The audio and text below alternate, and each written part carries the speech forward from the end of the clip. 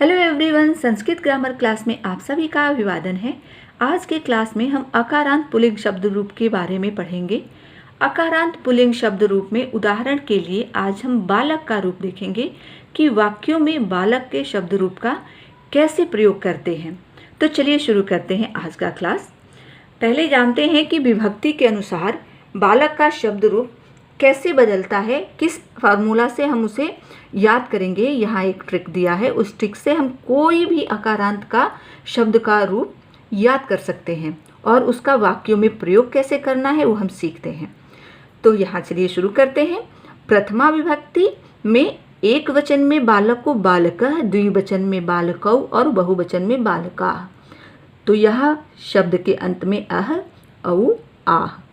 किसी भी अकारांत शब्द के अंत में हम अह का प्रयोग करके, जैसे कोई दूसरा शब्द लेते हैं नरः, नरौ, नराः, तो अकारांत कोई भी शब्द हो उसका रूप ऐसे हम बना सकते हैं।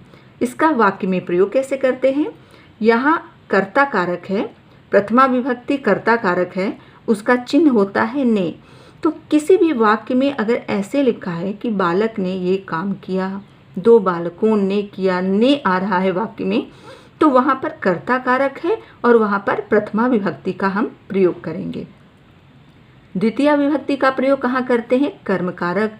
वाक्य में जहाँ को हो, बालक को ये दिया, दो बालक को दिया, तो कैसे लिखेंगे।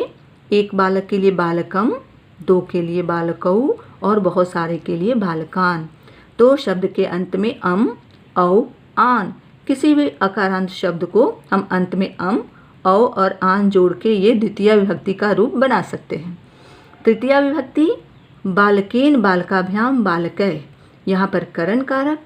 किसी भी वाक्य में अगर से और के द्वारा प्रयोग हो तो वहाँ पे करण कारक है।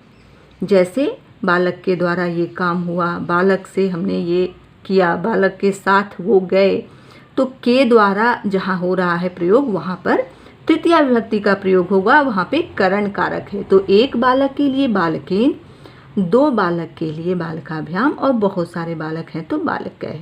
कोई भी अकारांत का शब्द हम इसी हिसाब से तैयार कर सकते हैं, एन, आभ्याम, ऐ शब्द के अंत में लगाकर। चतुर्थी विभक्ति का प्रयोग कहाँ होता है, जहाँ पर वाक्य में के लिए हो, वहाँ पर संप्रदान कारक होता है। और अगर एक बालक है तो बालकाय, दो है तो बालकाभ्याम और बहुत सारे हैं तो बालकेभ्य। वाक्य किस तरह का होगा, बालक के लिए, बालक के लिए मैं फल लाया, बालक के लिए पिताजी पुस्तक लाए। के लिए, एक बालक के लिए है तो बालकाय। तो के लिए अगर किसी भी वाक्य में है तो वहाँ पर संप्रदान कारक है और वहाँ चतुर्थी विभक्ति है और उसका रूप है बालकाय, बालकाभ्याम, बालकेभ्यः। तो इस तरह से अकारांत में हम चतुर्थी विभक्ति का रूप लिखेंगे। पंचमी विभक्ति अपादान कारक है, तो अपादान कारक में बालक का रूप कैसे चलेगा देख लेते हैं। बालकात, बालकाभ्याम, बालकेभ्यः।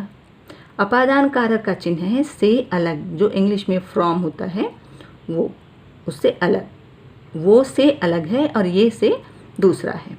ये विथ है, ये फ्रॉम है। तो बालक से, बालक से उसने ये लिया, तो एक बालक है तो बालकात, दो है तो बालकाभ्याम और बहुत सारे हैं तो बालकेभ्यः। आत, आभ्याम, एभ्यः। शब्द के अंत में अकारांत शब्द कोई भी है उसके अंत में आत, आभ्याम, एभ्यः। नरात, नराभ्याम, नरेभ्यः। कोई भी अकारांत शब्द का रूप ऐसे हम याद कर सकते हैं। और वाक्य में चिन्ह है से अलग, अलग होना है, वहाँ पर ये प्रयोग में आता है पंचमी विभक्ति। षष्ठी विभक्ति, उसका चिन्ह है का, की, के। अगर वाक्य में है तो संबंध होता है, वहाँ पे वो कारक नहीं है पर विभक्ति षष्ठी है। जैसे बालक का, दो बालक हैं तो दो बालकों का, बहुत सारे बालकों का। वाक्य में अगर का, की, के है, अगर ना, नीने है, अपना, अपने, अपने या तुम्हारा, तुम्हारी, रा, री, रे है तो षष्ठी विभक्ति का प्रयोग होता है। यहाँ हम अकारांत पुल्लिंग में बालक का रूप देख रहे हैं तो हम इसकी चर्चा करेंगे। बालक का, यह बालक का पुस्तक है, तो का आया, एक बालक की बात हो रही है तो वहाँ पे बालकस्य, 2 बालक की होगी तो वहाँ पे बालकयोग, और बहुत सारे बालक की बात जहाँ है वहाँ पर बालका नाम। तो अस्य अयोः आनाम शब्द के अंत में हम ये जोड़ के किसी भी शब्द का रूप तैयार कर सकते हैं।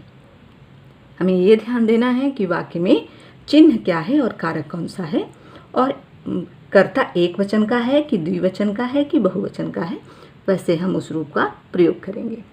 सप्तमी विभक्ति अधिकरण कारक, उसका चिन्ह होता है में और पर। अगर वाक्य में ऐसा है कि बालक पर हमें ये विश्वास है, बालक में ये गुण है, तो में और पर जहाँ आ रहा है वहाँ पर सप्तमी विभक्ति, वहाँ अधिकरण कारक है। तो उसका रूप कैसे है? बालके, बालकयोः, बालकेषु, ए अयोः एषु। किसी भी शब्द में हम अंत में ए जोड़ेंगे, अयोः जोड़ेंगे और एषु जोड़ेंगे तो वो हमारा रूप बन जाएगा। तो हमें क्या याद करना है? सिर्फ अंत के शब्द को हमें याद करना है और कोई भी अकारांत पुल्लिंग शब्द का हम रूप याद कर लेंगे। तो आज हमने अकारांत पुल्लिंग शब्द रूप वाक्यों में प्रयोग कैसे करते हैं, विभक्ति और वचन के अनुसार, और रूप कैसे हम याद करेंगे, हम ये सीखे हैं। आगे के क्लास में हम आकारांत का सीखेंगे। आकारांत का कैसे हम रूप याद करते हैं स्त्रीलिंग शब्द रूप में। तो उम्मीद करती हूँ कि आज का क्लास आपको अच्छा लगा होगा, आज के सारे कॉन्सेप्ट आपको अच्छे से समझ में आया होगा। अगर आपको आज का क्लास अच्छा लगा है तो हमारे चैनल को लाइक कीजिए, सब्सक्राइब कीजिए और शेयर कीजिए। धन्यवाद।